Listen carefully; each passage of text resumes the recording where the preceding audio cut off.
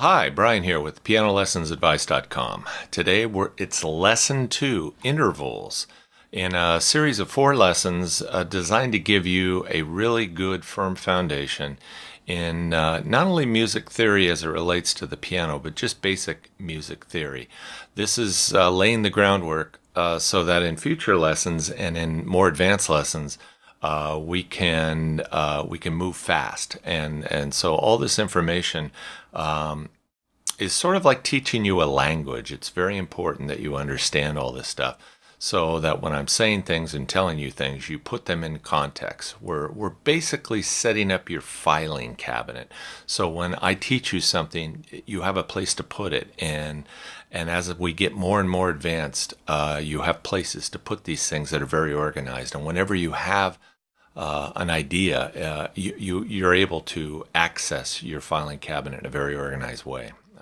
That's the best analogy I can give you for what we're doing here. But we're going to talk about intervals today. A lot of this is going to be still a little unclear to you from the first to the second lesson. But as we start building scales and chords, what I've set up and what I've done in the first 2 lessons will make a lot more sense as we actually start to make chords and scales. Okay, so hang in there, even if you're not 100% sure. Once you get through the next 2 lessons with these giving you the note names and how things are spelled, and then intervals and what exactly intervals are and how they're spelled. Once we get into scales and chords, it all sort of comes together and clicks. It's pretty cool. The light turns on at some point, is what I'm trying to say. So don't be too worried if you're still unsure. Just stay with it, because at the end of the 4 lessons, you're going to be well on your way to learning music. Okay, so here we go. Intervals. Okay, let's get into intervals. Very first thing I want to remind us of is we found C, 2 black notes, 3, 2, 3, 2, C, down to A, B, C, D, E, F, G, A. The sharps, flats, so on and so forth. So you know how to spell everything. Now we're going to talk about intervals today, okay? And the first thing we want to go over is what I was talking about. I kept saying half step. The closest distance, you pick any note on the keyboard, and if the note above it and below it, this note, below it and up, is a half step above or half step below. Okay, that's the distance. And it's also called a semitone. You need to know this stuff because in various different literature, they will call things differently. Okay, I'm from a jazz background. We call them half steps, but in classic theory and classical theory, music theory, they call these a semitone, which is not to say they don't do that in jazz or they don't call it a half step in classical. It's just that there are different things are just referred to differently by different teachers. So you sort of need to eventually learn all the different terminology.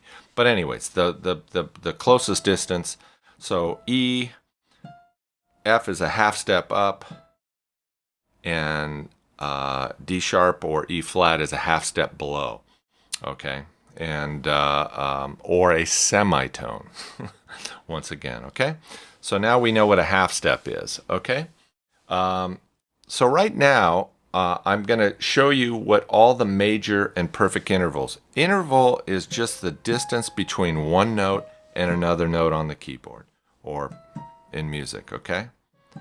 Distance between these, okay?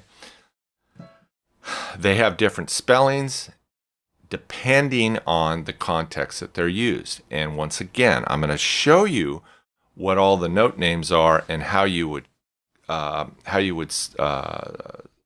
spell them or what you would call them.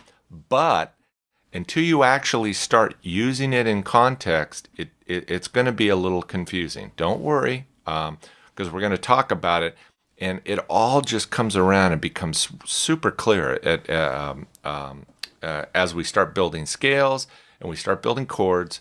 This will all make a lot more sense. But right now we need to have this little foundation in place, okay? So let's go find our C. And if we go up 2 half steps or 2 semitones to D, okay, that is a major second apart, okay? A major scale, and in this case this is C major scale, is made up of major intervals and minor and perfect intervals, okay? Major and perfect, and we're going to do that right now. So this is 2 notes apart. This is a major second. This 1, 2, 3. This is a major third. Major second is 1 half step, 2 half steps, or 2 semitones. That's a whole step. Okay. A major third is 1, 2, 3, 4. 4 half steps or 1 whole step, 2 whole steps. Okay, and I want you to look at both those because when we start building chords and scales, knowing what a half step is and a whole step is an important thing. Once again, I'm not going to use semitone too much. I want you to know what it is, but I just don't use it. I mean, I don't use it in my vernacular. Sorry, I just don't. Okay, so we've got a whole step. We have another whole step. This is in terms of an interval, it's called a major second, especially with relationships to scales. This is called a major third. Okay. 1, 2, 3, 4. This is called not a major fourth. No, it's called a perfect fourth. There's a reason it's perfect. We'll get into that later in more advanced lessons. We're going to actually talk why it's called perfect and not. There is actually a reason. It's quite fascinating when you learn the history of music. Okay, so this is a perfect fourth. 1, 2, 3, 4, 5. That's a perfect fifth. Okay, 1, 2, 3.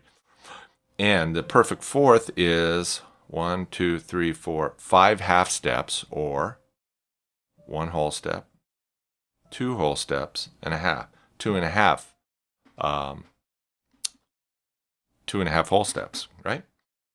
So what is C to G would be 1 whole step, 2 whole steps, 3 whole steps, and a half, 3.5 whole steps. Once again, knowing the distance is good, okay?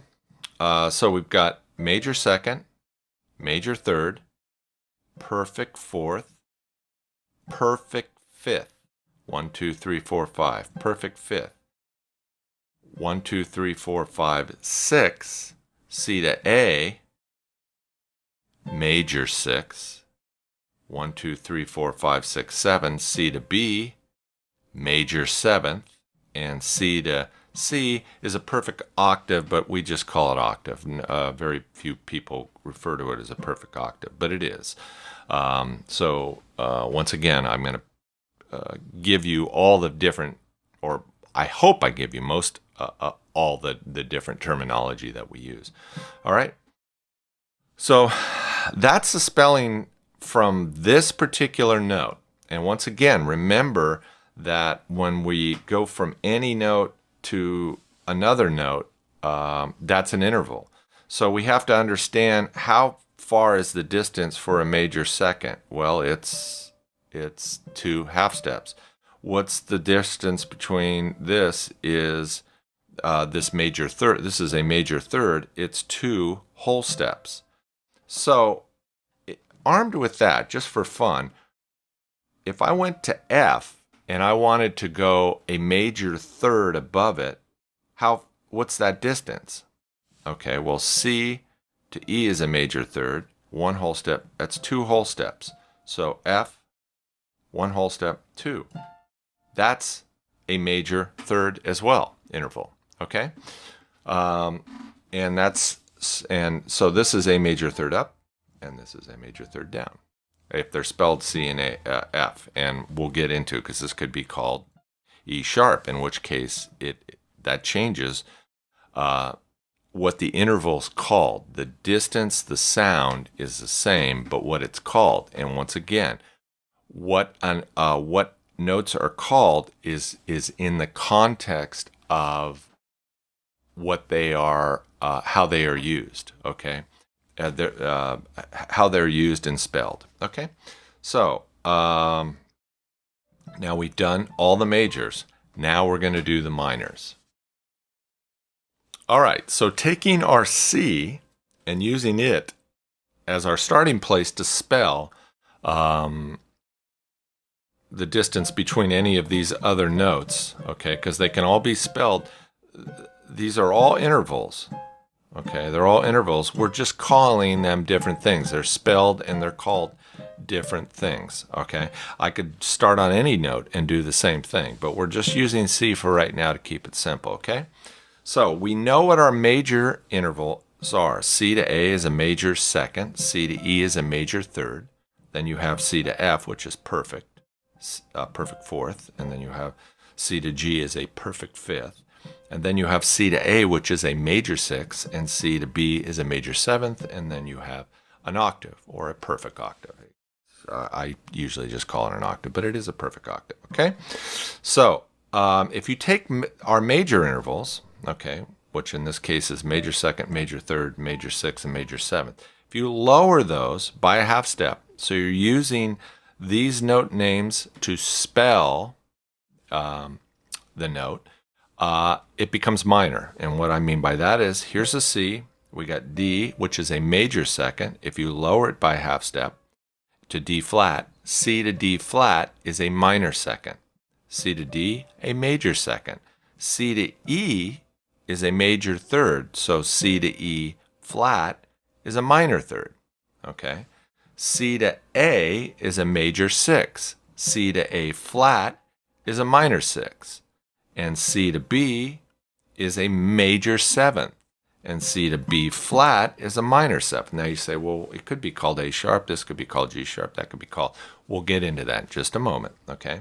But let's go over it again. C to D is a major second. C to D flat, not C sharp. We're calling it D flat. C to D flat is a minor second. C to E, major third. C to E flat, minor third. Perfect fourth, perfect fifth. C to A, major sixth. C to A flat, minor sixth. C to B, major seventh. C to B flat, minor seventh. Now we've got all these sharps, and also we seem to have missed a note there, didn't we? Yes, this is F sharp or G flat, and it is a tritone. That's one of the names that we give it. We give it a special name because this particular interval is the devil interval. When you get into the history of music, it's pretty funny because it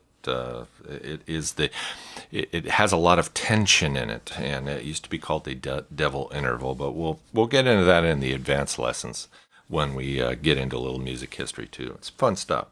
So, anyways.